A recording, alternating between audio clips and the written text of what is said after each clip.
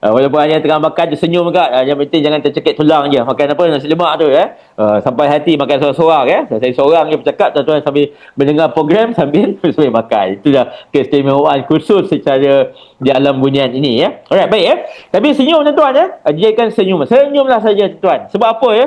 Dalam kehidupan kita, dia akan bersilih ganti perkara yang dinamakan sebagai perkara yang kita namakan sebagai ujian kepada kita, dan perkara yang mengembirakan kita bersilih ganti. Waktu kita menerima ujian, kita bersabar. Waktu kita menerima perkara yang mengembirakan kita, kita bersyukur. Maka kita akan bersilih ganti. Sebagai kekal kita sebagai seorang hamba. Itu kita layanlah. Waktu kita hidup, kita alami zaman kegelapan, janganlah risau. Right? Sebab lepas gelap, cerah. Lepas malam, cerah. Itu saja.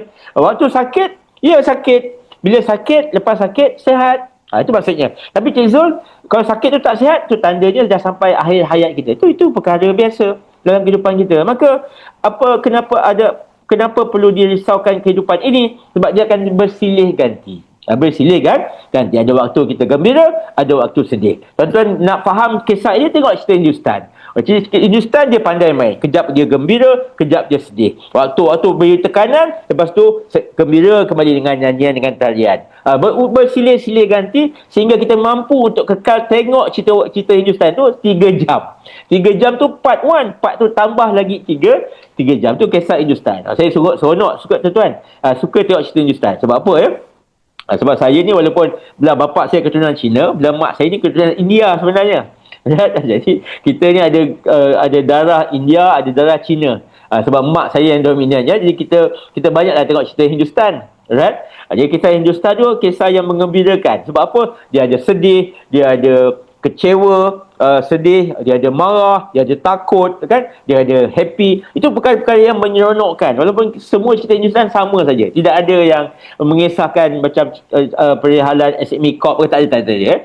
Kisah dia tak lagi jauh. Mesti ada hero, mesti ada heroine, hero paling handsome, heroine paling handsome, kemudian mesti ada orang jahat. Itu semua hal-hal biasa, tapi tetap kita nak tengok. Sebab apa ya? Sebab dia boleh bermain-main dengan emosi-emosi kehidupan kita. Begitu kehidupan kita yang Allah aturkan tuan-tuan ya. Bersilih ganti perkara-perkara yang mungkin yang menggugat jiwa, perkara-perkara yang menggembirakan kita. Itu semua adalah proses-proses yang Allah tetapkan supaya dengan matlamat kekal hamba kita, tidak sombong kita dalam kehidupan. Ada masa sihat, ada masa sakit, ada masa terang, hari ni sakit mata, ada masa makan tu rasa makan sikit kenyang, ada masa kita makan banyak pun tak kenyang-kenyang. Alright ya. Jadi itu dalam lumrah kehidupan. Maka senyum, layan saja kehidupan. Satu, kita lepas ni semua kena buat hashtag move on. Hashtag move on. Sebab apa? Senyum saja dalam kehidupan kita. Moga-moga dengan senyuman itu, kita boleh menggembirakan diri kita dan juga boleh menggembirakan orang lain. Bila kita gembira, ada banyak kemungkinan orang lain gembira. Jadi saya amat berharap setiap daripada kita dalam tim SME Corp pada hari ini tuan-tuan ya, menjadi ejen kegembiraan, ejen ketenangan kepada semua sahabat-sahabat kita yang lain. Semua kan. Jadi bila kita tak ada kat pejabat, contohnya Puan Syida Nasir tak ada kat pejabat saja. Rindu orang rasa kat pejabat. Sampai khusus 3 hari je. Tapi orang siap telefon Puan Syida, bila nak balik pejabat ni? Aku khusus 3 hari. Lah Syida, kau tak ada rasa rindu? Sungguh-sungguh sunyi saya pejabat, rasa tak happy pejabat ni. Itu menggembirakan. Kan? Jadi saya nak minta tuan-tuan tanya diri sendiri. Kalau tuan-tuan tak ada kat pejabat, orang kat pejabat tu gembira ke tidak? Kalau tidaklah jawapannya, kan? Atau mereka gembira dengan ketiadaan kita, siap potluck di pejabat, itu tandanya kita tidak menggembirakan orang lain. Maka sehari ini kena ada iltizamnya kepada tuan-tuan dan puan-puan, supaya kita fikir bagaimanakah hari ini untuk kita usaha untuk kita menggembirakan orang lain. Sebab apa ya? Kaedahnya bila kita gembira, ada banyak kemungkinan kita akan gembirakan orang lain. Jadi Goleman, kalau tuan-tuan baca buku dia, dalam buku berkaitan dengan develop your EQ, dia kata otak kita ni submit gelombang. Gelombang itu, kalau gelombang daripada diri gelombang itu gembira, maka orang sekitar kita akan rasa kegembiraan. Itu maksudnya. Alright ya. Kalau kita bersedih, kita dalam keadaan bad mood, alright tuan-tuan, orang lain juga boleh merasakan. Kan? Ini yang disahkan oleh isteri saya. Isteri saya cikgu tuan-tuan. Cikgu. Dia kata, bang, kita orang pagi-pagi ni, sebab nak berurusan dengan pengetua, kita akan kaji mood dia. Dia kata, macam mana nak kaji mood dia? Kita tahu, tapi kita tanyalah soalan sebab dengan isteri kita ni kena banyak soalan. Jangan bagi cadangan sebab dia tak suka. Soalan ni dia suka sebagai tanda, sebagai attention untuk kita bersembang dengan dia. Itu skill dalam bidang komunikasi.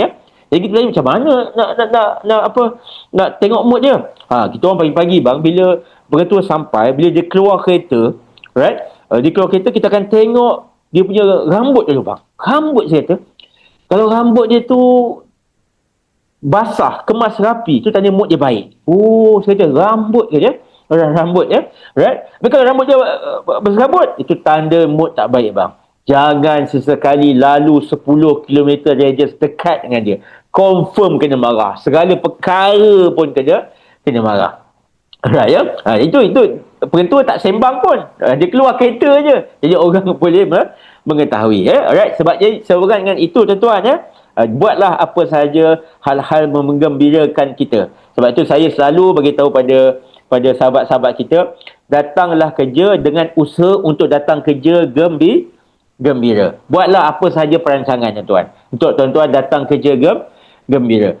Untuk buat rancangan tersebut, buatlah apa-apa. Sebagai saya contoh tuan-tuan, macam saya, walaupun hari ni ada program, malam nanti nak ke Kelantan sebab kita ada program di Kelantan, right? Okay, malam tadi tidur tetap kena cukup. Kena cukup kan.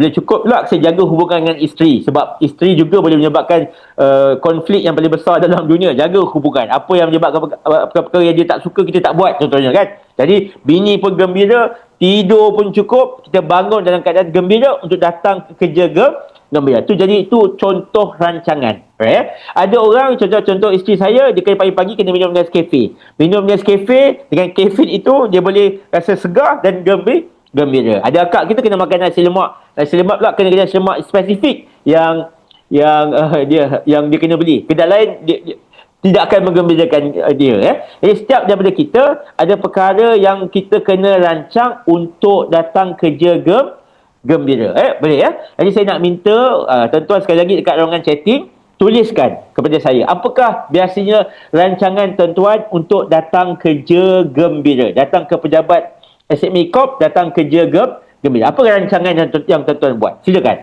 Saya nak tuan-tuan kongsikan dekat ruangan chatting. Alright, jadi silakan.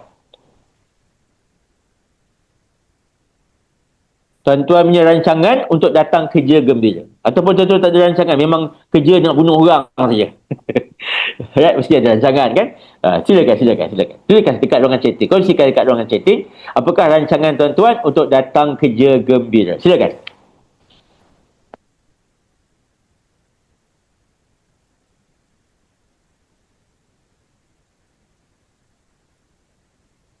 Okay, nanti saya baca komen. Sedekah subuh, cik saya kata kan, pagi-pagi dia sedekah supaya boleh mengembirakan orang lain. Alhamdulillah. Belanja kawan-kawan, masya-Allah Cik Kamar Rizal, Cik Kamar saya bagi Cik Kamar Kamar Rizal Hisham Alright, anggap saya sebagai kawan encik supaya kita boleh dibelanja oleh tuan berkali-kali insya-Allah Alright. Okey, terima kasih banyak. Lagi tuan-tuan, apakah rancangan tuan-tuan untuk datang kerja gembira ni? Beli sarapan untuk bini. Masya Allah. Bini gembira, kita gembira. Lagi yang lain. Silakan. Bangun lebih awal dan sekarang badan dengan kopi. Ini spesifik sama dengan bini saya ni. Tidur awal, bangun awal. Very good. Silakan. Apa lagi tuan-tuan? Jumpa Cik Kamar Rizal. Sarapan bersama-sama kawan-kawan. Mengopi. Ini bila nak kerja ni asyik mengopi je kerja je. Dapat teruskan lagi. Apakah rancangan untuk tuan-tuan datang kerja gembira? Kita nak baca sama-sama. Seronok juga baca ni. Cik Kamar Rizal ni nampak popular, nampak gayanya. Alright sebab semua nak jumpa Cik Kamar Rizal, termasuk saya Ingat Cik Kamar Rizal, kita dah start berkawan pada hari ni. Jadi bila saya jumpa Cik Kamar Rizal, belanjalah saya makan insya-Allah untuk menggembirakan tuan bukan menggembirakan saya Tidur awal, selesaikan hal-hal di rumah sebelum tidur. Ni ibu-ibu misali kita, alhamdulillah. Puan Atun Lihan kita. Alright, lagi yang lain? Adakah beberapa komen kita baca? Wahai insan-insan bunian yang saya tak nak lihat di skrin. Alright, sila tuliskan dekat ruangan chatting. Alright. Saya tak tahu Cik Zul apa benda pun tak tahu. Tak tahu apa rancangan dia nak buat. Layan saja. Datang ofis nak main pingpong lepas habis kerja dengan rakan sekerja. Oh, okey, alright. Okey, baik. Alhamdulillah tuan ya. Okey dah tu, layan dah tu. Jadi apa sahajalah tuan-tuan. Kalau dalam NLP dipanggil sebagai kita punya anchor, hook kita ya, supaya datang kerja gembira. Walaupun kerja tersebut tidak menggembirakan, tapi lepas kerja tu ada pingpong. Jadi itulah perkara menggembirakan kita. Tak apa ya. Alright. Sebab datang kerja macam saya kata, jaranglah orang datang kerja gembira. Datang jarang. Maksudnya datang seronok, seronok datang kerja. Tak ya. Sebab tempat kerja tempat bermasalah. Sebab kita dibayar untuk menyelesaikan masalah. Alright ya. Jadi memang betul lah. Kita datang kerja tak gembira. Tetapi kita kena ada usaha untuk ikhtiar untuk gembira datang ke kerja. Itu persiapan. Ibaratnya nak masuk perang kena adalah persiapan tu ibaratnya. Begitu. Datang office harap bos belanja. Kalau mood bos baik, insya-Allah. Kalau mood bos tak baik, kita yang kena belanja. Bos dapat gayanya. Right? Walaupun bos gaji lebih besar daripada kita masing-masing. Ingat tuan-tuan ya, kita akan ada kaitan dengan diri orang lain. Kena faham ni. Ini kena faham. Kita bos ada kaitan dengan anak buah. Anak buah ada kaitan dengan bos. Kita ni sentiasa berkait antara satu sama lain. Sebab tu manusia tak boleh duduk seorang-seorang. Manusia mesti ada orang-orang yang sentiasa bersama dengan dia. Kena bersama. Dan ingat, pernah ada orang sembang dengan saya, kata, Cik Zul, saya ni tak peduli orang, Cik Zul. Lantak orang lah, Cik Zul. Yang penting saya jaga saya je. Saya kalau saya bad mood, lantak bila orang lain saya tak peduli. Kalau saya nak marah, saya marah. Kalau saya nak lepaskan, saya lepaskan, Cik Zul. Ingat, jangan begitu tuan-tuan ya. Sebab apa? Sebab setiap kita ada 3 perkara yang sentiasa berkait antara sesama lain. Iaitu yang pertama, setiap orang ada perasaan. Alright? Rasa. Dengan rasa akan membentuk kepada tindakan. Apa yang orang rasa disebabkan oleh apa yang kita tunjukkan. Tindakan yang kita tunjukkan. Kelakuan yang kita tunjukkan. Contohnya, akak Syida kita datang pergi kerja ni 2 tong minyak wangi ni. Dengan niat untuk menggembirakan orang lain. Jumpalah pula Abang Jo kita, Abang Jo Mazlan kita kan. Right kan? Akak Syida kita senyum, tapi Abang Jo Mazlan kita buat muka kerek dia. Kan? Buat muka kerek. Walaupun mungkin Abang Jo tak perasan. Alright? Tapi Puan Syida dia terasa hati. Dia terasa hati satu hari je tak boleh buat kerja. Sebab dia fikir kenapa Jo tak senyum dengan aku tadi. Dia marahkan aku ke? Dia kecil hati dengan aku ke? Aku ada buat silap dengan dia ke? Ada benda-benda. Faham? Itu maksudnya akan memberikan kelakuan yang kita tunjukkan akan memberikan impak kepada perasaan orang lain. Dan dengan perasaan itu, sebab manusia itu biasanya tindakan dipengaruhi oleh apa yang dia rasa. Alright? Daripada kelakuan yang kita tunjuk, memberikan perasaan, kesan kepada perasaannya, maka perasaan itu akan memberikan apa yang seterusnya kesan kepada tingkah laku mereka. Jadi kadang-kadang ada orang sembangan saya, Cik Zul, tempat kerja saya Cik Zul banyak negatif lah Cik Zul. Banyak sangat toksik dalam pejabat saya. Alright ya? Itu maksudnya. Saya kata, yalah biasalah tempat kerja banyak toksik. Tapi ada kemungkinan juga kita lah toksiknya. Kita faham? Mungkin kita adalah toksik je. Kenapa cakap macam tu? Kan? Sebab bila kita laporkan pada saya, tuan-tuan laporkan pada saya, Cik Zul, tempat kerja saya ni toksik, maka tuan-tuan sedang mencari pengaruh untuk menyatakan tuan-tuan bukan toksik, orang lain sedang toksik. Dan itulah tanda toksik sebenarnya. Itu contohnya lah, tak semestinya betul, itu anggapan-anggapan. Bagi orang yang psikologi macam saya ni, saya fahamlah dari sudut bagaimana kita berfikir dan sebagainya. Alright ya, jelas tuan-tuan ya. Alright. Jadi itu maksudnya kita kena faham diri kita sentiasa berkait dengan orang lain. Tapi Cik Zul marah dia tak boleh lah. Saya ni bos Cik Zul. Takkan bos tak boleh marah? Marah boleh. Benci jangan. Itu rules untuk marah. Pertama, marah boleh, benci jangan. Yang kedua, jangan marah kalau terbakar di dalam. Jangan marah. Ketika itu jangan marah. Tuan-tuan kena uruskan kemarahan tuan-tuan. Alright, bagaimana nak uruskan kemarahan tu? Ambillah wuduk, solatlah sebagainya, duduklah, ubahlah posisi tubuh badan dan sebagainya supaya kita tidak marah, supaya menguruskan kemarahan. Sebab apa? Sebab sedang terbakar di dalam. Habis Cik Zul bila nak marah? Marah bila waktu tidak terbakar di dalam. Ni faham. Maksudnya apa? Kita dalam pemikiran rasional kita. Ibaratnya kita marah anak kita. Ayah dah bagi tahu pada awak. Jangan habiskan duit belanja yang ayah bagi. Tapi hati kita tak terbakar pun. Tengok bini kita dia senyum. Itu maksudnya. Jadi keadaan tegas boleh. Tapi jangan sampai terbakar di dalam. Itu 2 undang-undang untuk marah. Saya ajarkan pagi ni. Yang pertama, marah boleh, benci jangan. Faham ya? Marah boleh, benci Jangan. Itu yang pertama. Yang kedua, jangan marah kalau sedang terbakar di dalam. Itu kadang si Walia juga pernah cakap kan. Terbakar kampung nampak asap, terbakar hati siapa yang tahu. Ini kita kena ada sikit kebolehan. Dari sudut untuk mengenal pasti bila diri kita dalam keadaan nak marah yang terbakar di dalam tu, maka ketika itu jangan marah. Senyap pun tak apa. Senyap, uruskan, tidurlah, buatlah apa saja untuk meredakan kemarahan itu. Jadi bila nak marah kemudian, boleh, tak ada masalah. Selepas kita uruskan yang terbakar di dalam. Jadi kat dalam tak terbakar. Itu yang kita kongsikan untuk tuan-tuan. Jadi yang kat dalam dekat mana? Dekat mana? Dekat perut ke? Tak, dekat hati lah. Itu biasanya yang marah tu di hati. Alright ya. Baik, jadi kita teruskan ya. Baik. Jadi kenapa saya introduction begitu tuan-tuan ya? Penting untuk kita belajar hal-hal berkaitan dengan pengurusan ini supaya kita bila kita baca lah tuan-tuan ya, berkaitan dengan fakta yang dikeluarkan oleh Kementerian Kesihatan Malaysia, walaupun data ni data 2023 tak jauh daripada data ini. Alright ya. 29.2% rakyat Malaysia ya tuan-tuan ya, yang berumur 16 tahun ke atas mengalami hal-hal berkaitan dengan kesihatan mental ya. Maksudnya dalam satu dalam tiga orang. Contohnya Puan Haida, kita ada Puan Syida dengan Puan Atun. Antara tiga orang ni, seorang ada hal berkaitan dengan sakit mental. Maksudnya itu bukanlah tiga-tiga orang ada sakit mental, saya sebut saja. Ni kalau ikut nisbah itu, tiga orang, ada orang yang ada mental. Cumanya kadarnya mungkin tak sama ada sikit ataupun pertengahan ataupun perlukan pertolongan untuk rawatan dan sebagainya. Alright ya. Jadi itu yang kita kena maklum. Yang rupa-rupanya rakyat Malaysia ni banyak orang kena sakit mental. Dan perkara sakit mental ni jarang orang cakap. Orang sembang sama sendiri. Alright ya. Sebab apa? Dia dirasakan perkara yang memberikan aib kepada diri, aib kepada keluarga sampai disorok-sorokkan. Sedangkan dia adalah satu penyakit yang perlu diuruskan secara baik ya. Apa lagi data yang KKM uruskan ya? Alright, iaitu dalam 2023 4.6% tuan-tuan ya, golongan dewasa menunjukkan simptom kemurungan, depression. Murung ya. Right. Murung ni tuan-tuan, dia merasakan diri tidak lagi bermakna. Jadi baik mati saja. Dahsyat tuan-tuan ya. Sebab itu kalau tuan-tuan ingat tuan-tuan waktu zaman COVID. Ni zaman COVID ya. COVID itu 2020 kan. COVID kan. COVID itu tuan-tuan, ketika zaman COVID itu dah start orang bunuh diri. Sebab orang depression. Depression. Sebab apa ya? Sebab banyak faktor. Ketika COVID itulah, ada yang kehilangan orang terdekat, ada yang mungkin bisnesnya jatuh melingkup disebabkan oleh tak boleh berniaga dan sebagainya. Kita pula tak boleh keluar rumah, stay dekat rumah kita masing-masing. Kalau nak bergerak pun dalam 10 km radius saja. Kena pakai mask, sebagainya. Jadi ramai orang mula mengambil tindakan, memikirkan jalan keluar dalam kehidupan adalah bunuh diri. Contoh masih ingat kes pertama yang berlaku bunuh diri di Serdang.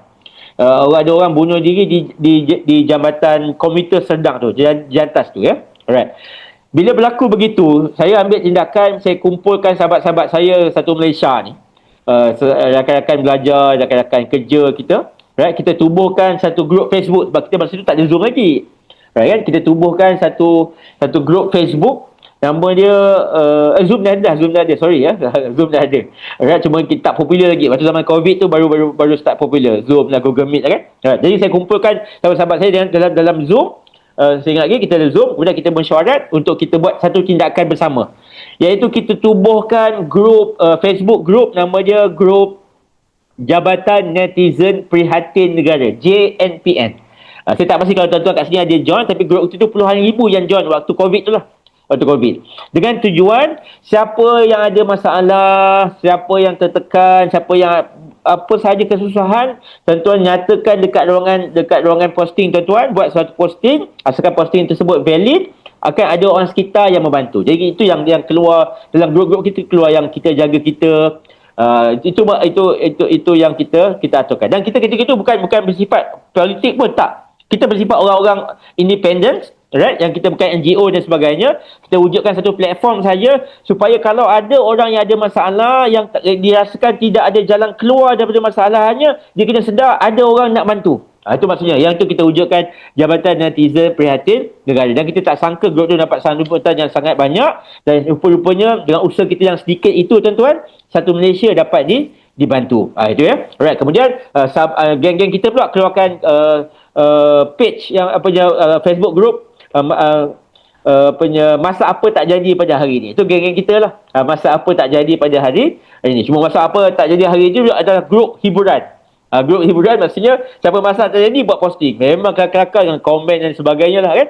Right? Sampai ketika itu PM kita pun ketika ucapannya sebut, kalau bosan-bosan masalah, kalau masak tu tak jadi, postlah dekat grup masak apa tak jadi pada hari ini. Kita ingat lagi petang tu sebelum pengumuman tu kita dihubungi oleh orang-orang yang rapat dengan PM ketika itu. Maklumkan yang PM akan sebut nama Facebook group kita ketika itu. Alright, jadi itulah antara usaha-usaha kita ya. Alright, jadi itu namanya depression. Depression adalah perkara yang dirasakan hidup tidak lagi bermakna, maka pilihan yang ada mati saja. Itu nama dia depression ya. Alright. Beza dengan anxiety. Dan ramai orang dekat sini saya rasa ada ramai juga yang mungkin ada rasa bimbang yang melampau. Dia bimbang tuan-tuan, bimbang suami tak balik, tak ada masalah ya. Bimbang suami tak balik lambat ke, tu bimbang secara lumrahnya. Ini bimbang yang di luar kawalan. Dalam keadaan bertenang pun tiba-tiba kena panic attack. Itu orang-orang yang kalau dalam bahasanya dia mungkin dia kena simptom anxiety. Kita tak pastilah anxiety tu label yang mana ya. Alright ya. Jadi apa beza anxiety dengan depression tuan-tuan? Anxiety tu takut mati. Kalau benda takut. Takut. Semua dia takut lah. Alright ya. Alright. Depression dia nak mati. Jadi nak faham dari sudut cara mudah orang-orang yang bukan orang-orang berkaitan dengan psikologi memahami dari sudut tekanan ini. Alright. Dia nak faham depression nak mati, anxiety takut mati. Alright, itu contohnya. Alright. Jadi kena ada sedikitlah kefahaman. Kalau ikut data-data yang ada ni sebenarnya menggusarkan. Sebab negara kita negara yang gembira. Tak sepatutnya ya. Alright. Cumanya mungkin sebabkan banyak faktor yang boleh menyebabkan balon itu pecah dan boleh kena sampai ke penyakit mental. Alright ya. Ini yang saya nak maklumkan tuan-tuan. Balon yang saya maklumkan tadi, kalau sekiranya balon tersebut berkembang dia pecah, barulah nanti tuan-tuan akan terdedah dengan penyakit mental. Artinya dia boleh pecah. Bermula dengan burnout, akhirnya membawa kepada kemurungan. Dia akhirnya susah untuk mengubati hal-hal berkaitan dengan kemurungan. Dan kalau pecah pun mungkin tuan-tuan tiba-tiba kena panic attack, tiba-tiba rasa macam ada sesak nafas yang tidak ada diketahui puncanya. Alright, jadi itu antara perkara yang menunjukkan mungkin kita telah pun balon itu pecah. Kenapa balon itu pecah? Sebab badan kita dah tak tertanggung untuk menanggung beban dari sudut minda, dari sudut perasaan, dari sudut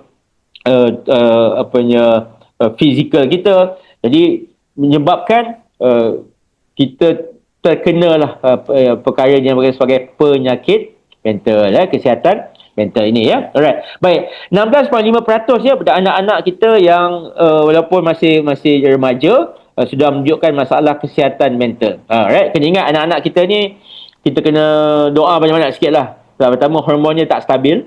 Kemudiannya ketika inilah zamannya mereka ni mencari identiti diri. Right ya, mencari identiti diri, nak rasa dihargai, nak rasa ada kawan-kawan ni suka dengan dia. Alright, jadi itu perkara yang penting untuk kita juga ambil maklum. Baik, kenapa kita dedahkan perkara ini? Supaya setiap daripada kita kena ada satu kesedaran, kena menguruskan balon kita tadi secara baik. Kalau kita mampu untuk menguruskan balon kita secara baik, kita juga ada tanggungjawab untuk bantu orang lain untuk menguruskan balon mereka yang mereka tidak mampu uruskan. Dengan satu syarat, bukan kita uruskan, kita bawa kepada orang-orang yang berkelayakan.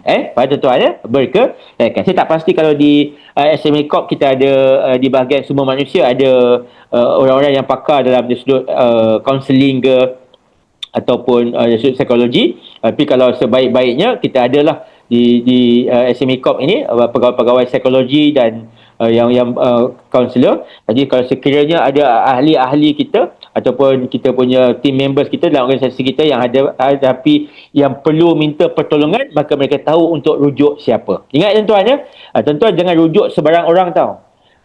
Rujuklah pada orang yang betul. Sebab orang Melayu kita ni, orang Malaysia ni tak ada benda lain. Rasa macam sesuatu something wrong yang tak nampak saja, dia akan menyalahkan bunian, menyalahkan jin, menyalahkan segala benda lah. Kan? Saya ada satu kes yang saya hadapi. Sahabat saya, jadi kawan lah. Kes ni tuan-tuan, disebabkan dia ni ada anxiety. Jadi dia pun rujuk pada orang lain. Orang berkata, oh kau jumpa ustaz ni. Okay. Semua orang tuan-tuan, semua orang, bila kita adukan masalah, mereka ni yang baik dengan kita ni akan berikan cadangan. Sebab tu tanda kasih mereka. Cumanya bila mereka berikan cadangan, mereka bukan orang yang selayaknya berikan cadangan. Ini perkaranya. Contohnya paling mudah, ni contoh dalam kes yang sama. Contoh ada masalah hal berkaitan dengan hukum-hukum fiqah. Jangan tanya orang-orang yang bukan ustaz, yang bukan bahagian fiqah. Tanyalah orang yang fiqah, atau patutnya tanyalah mufti. Jangan tanya orang yang lebih kurang. Kan? Lebih kurang sebab apa? Kekurang itu berdasarkan kepada kefahaman dia. Dia sampaikan kekurang fahaman itu kepada kita, maka kita anggap itu input yang betul. Jangan begitu. Tanya pada orang yang sewajarnya. Tanya pada orang yang ahlinya. Faham ya? Jadi, sahabat saya ini, dah arwah dah ni, right? Dia tanya orang, dia kata rujuk pada perubatan Islam. Rujuk. Bila dikatakan perubatan Islam, taklah betul-betul ada yang betul-betul perubatan Islamnya. Ada juga yang berselindung di sebalik perubatan Islam. Jadi, akhirnya, bila saya jumpa dengan arwah sahabat saya ni, right? Dia ada satu buku, tuan-tuan, yang mencatatkan dengan siapa dia berjumpa. Jadi, kita bertanya lah, ni jumpa ni, dia buat apa ni? Oh, ni orang ni dia duduk dekat Sabak Bernam. Rawatan dia balut saya dengan kain putih masuk ke laut. Masuk ke laut. Member ada anxiety. Right? Bukan gangguan jin. Jin pun marah. Jin kata asyik salahkan kita orang je. Kita orang pun tak salah je. Right, kan? Faham ya? Right. Jadi tanyalah pada ahlinya. Jadi sebaik-baiknya saya amat mencadangkan kalau di SME Corp, kalau boleh lah, di bahagian semua manusia adalah pegawai kita yang mahir berkaitan dengan hal-hal kaunseling dan juga ahli psikologi yang boleh bantu menguruskan. Right, ya? Itu yang pertama. Yang kedua, menjaga kerahsiaan. Itu penting. Right? Kita pula beritahu pada kawan kita. Kawan kita pula kita pula beritahu pada kawan kita. Contohnya Puan Syida beritahu pada Puan Atun. Atun, aku nak beritahu kau ni, kau jangan beritahu orang lain. Puan Atun, okey, aku tak beritahu orang lain. Nanti Puan Atun pula nanti beritahu pada Puan Fatin. Tin, kau jangan beritahu orang lain ya. Akhirnya semua orang tahu. Sebab apa? Bukanlah kita ni bukan kita ni tak bagus. Kita ni tidak ada kefahaman dari sudut etika menjaga kerahsiaan. Sebab setiap profession ada etika masing. Tidak boleh dikongsikan. Alright ya. Jadi itu perkaranya. Jadi tuan-tuan, perkara yang saya nak beritahu pada tuan-tuan ini, kalau sekiranya tuan-tuan tidak mampu untuk menguruskan belon tuan-tuan, minta pertolongan pada orang yang betul. Faham ya? Minta pertolongan pada orang yang betul. Boleh? Alright? Masalah kita, yang pertama biasalah, kata para guru kita, mintalah segala pertolongan dengan Allah SWT, bermunajatlah kepada Allah SWT, buatlah sebab istighfar, rezeki dan sebagainya. Itu usaha-usaha kita, right? Tapi usaha ikhtiar penyembuhan daripada apa yang kita hadapi sekarang, yang kita tak mampu kita hadapi, mintalah pada orang-orang yang ahlinya, right? Supaya dapat diuruskan secara baik. Baik, saya nak bagi soalan pada tuan-tuan. Ini soalan cepu mas pada tuan-tuan ya. Alright ya. Apa beza bila tuan-tuan ada masalah berkaitan dengan sakit berkaitan mental lah ya. Alright ya. Kita ada dua orang yang kita rujuk. Pertama, orang-orang yang menggunakan kaedah psikologi. Ya, ahli-ahli psikologi lah. Yang kedua, kita nak jumpa psikiatrik kita. Alright ya. Baik, saya nak tanya pada tuan-tuan, apa beza di antara pakar psikologi kita dengan pakar psikiatrik? Saya nak minta untuk tuan-tuan jawab dekat ruangan chatting kita, apa beza di antara dua-dua ini? Beza yang sangat clear. Apa beza dia? Sila nyatakan dekat ruangan chatting. Alright, silakan.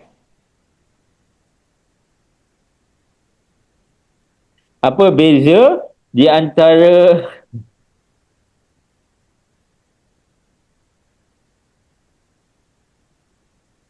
pakar psikologi dengan pakar psikiatrik? Silakan, tuan-tuan. Bila cuba jawab, cuba saja jawab.